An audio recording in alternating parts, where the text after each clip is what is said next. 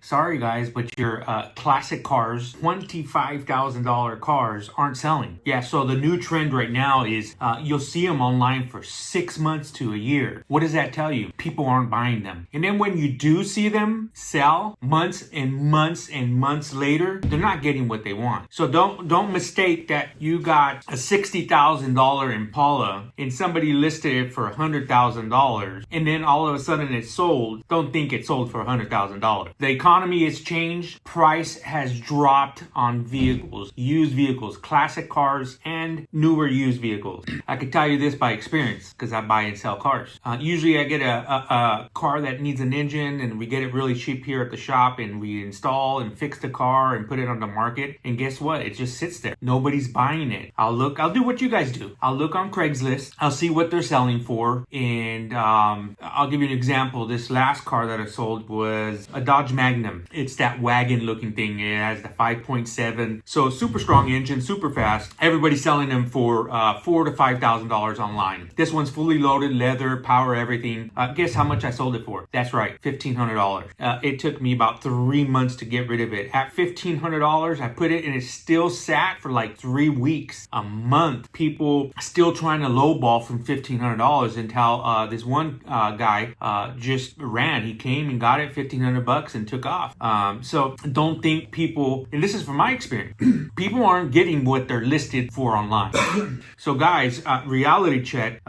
If you're posting or over posting to negotiate and you want to sell it and you need the money because of situations come up, lower it. Lower your price. Don't price it at what everybody else is pricing it at because it's not going to sell. And then you're going to get a bunch of tire kickers, or now app kickers.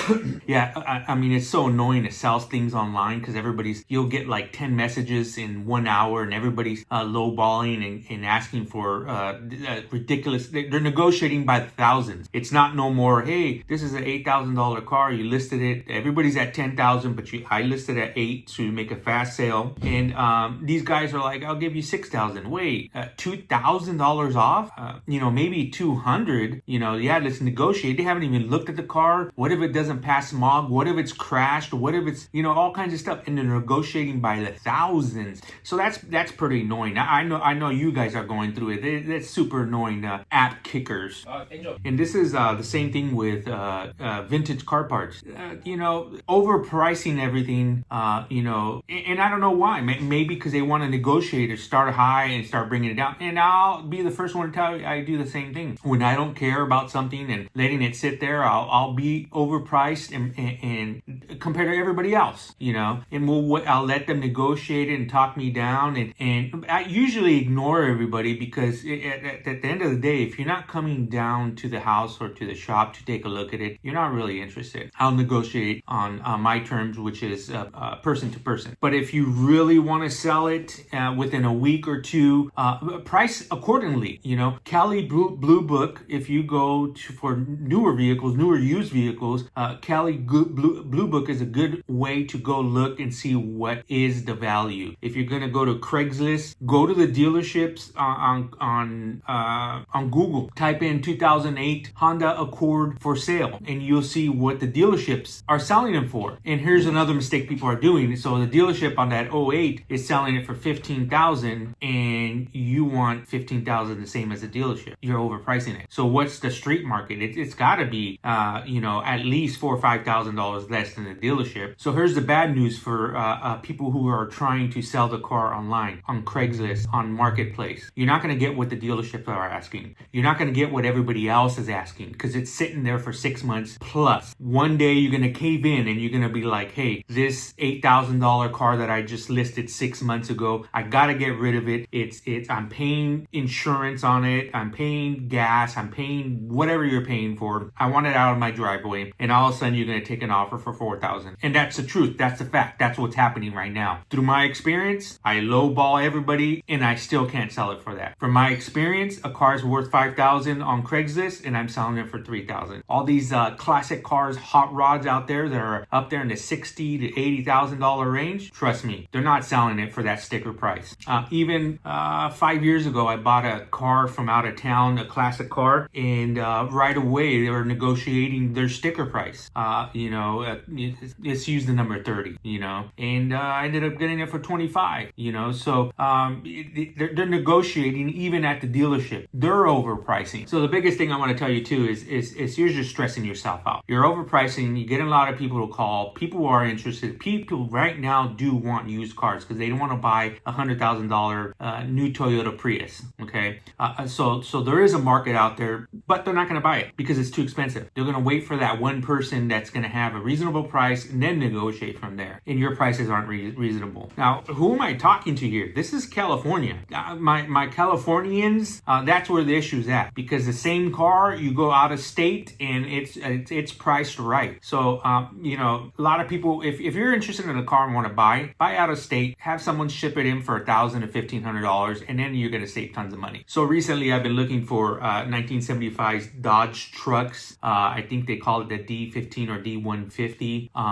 Here, even a 76, I've been looking at it. I think it's called the Dodge Charger. It's like an SUV type car. They want like $6,000 or $7,000. Up in Washington, I'm seeing them all day long, $1,500, and running 2,500.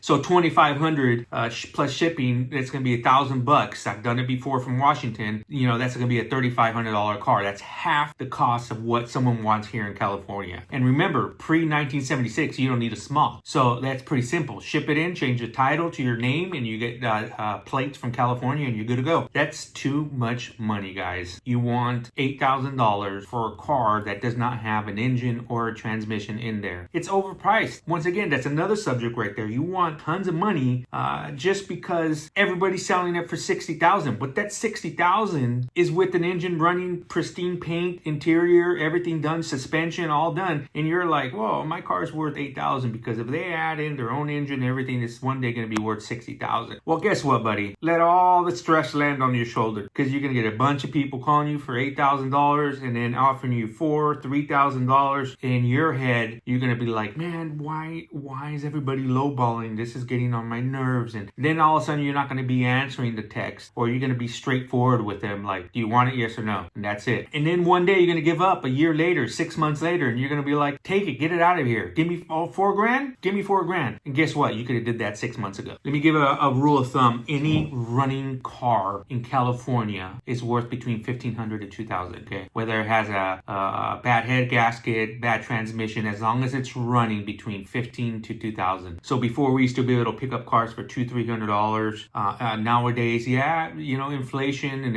it's worth a lot more, but $1,500 to $2,000. Now that doesn't mean that if I get a used engine, remember, parts are super expensive. So right now, used engines not installed or anything, you go to the junkyard, you can find a used engine for $5,000. You can get a used engine for $8,000. So they're not $200-$300 engines no more. So you got to put that into play. I got an $8,000 engine plus the $1,500 that you want. That's $9,500 just an investment, and that car sells right now for $6,000. So if you're selling used cars, I guess back in the day they used to call it a mechanic special, so the mechanic can fix it up themselves and make some money. You got to do the math. Like, why am I going to break even? If your car's $1,500 plus the engine that I need, and I'm going to save $1,000 labor, why is a mechanic going to want to make $1,000 on a car, let's say a profit, for a $8,000 investment? It doesn't make sense. Before you buy a car for $200, put $1,000 in engine and labor, so now you got average around $1,500 investment, and then you sold that car for $4,000 or $5,000, and you got $3,000 or $5,000 in your pocket. Okay, so that's where it's worth it for them. Now people nowadays, they want high dollars for non-working vehicles and say, yeah, you can fix it up, get your own engine, and this car is going to be worth $20,000. Well, that's why you're sitting on the car, and that's why nobody knocking on your door, and that's why 6 months later you're going to give it away. I promise you. I promise you're going to give it away. Someone's going to knock on your door, and you're going to be like, okay, give me $800. This is the reality. This is the truth. This is fact. And why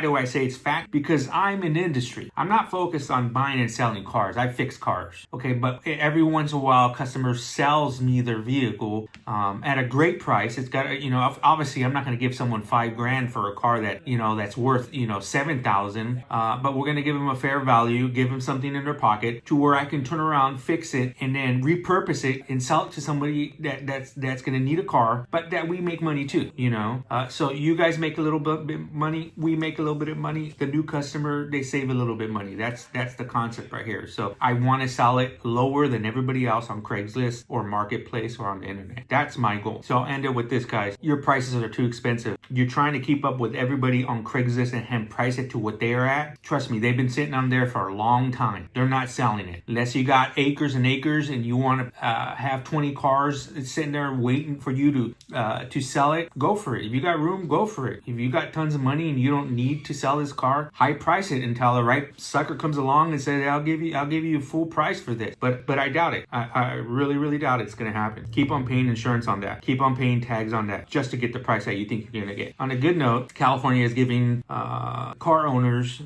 there's a new buyback program. I talked about it before. I think you get up to let's say $1,200 to $1,500 back. There's all kinds of stuff that it's got to be in place. It's got to fail smog. I think you got to own it for a couple years, so you can't just buy it like yesterday and all of a sudden qualify for this program. But there is a buyback program. They will give you some money for it. That tells you right there, if California is willing to give you $1,200 for your car, that's what your car's worth. Okay, go to the junkyard right now. They're giving $200 for donating the car to the junkyard.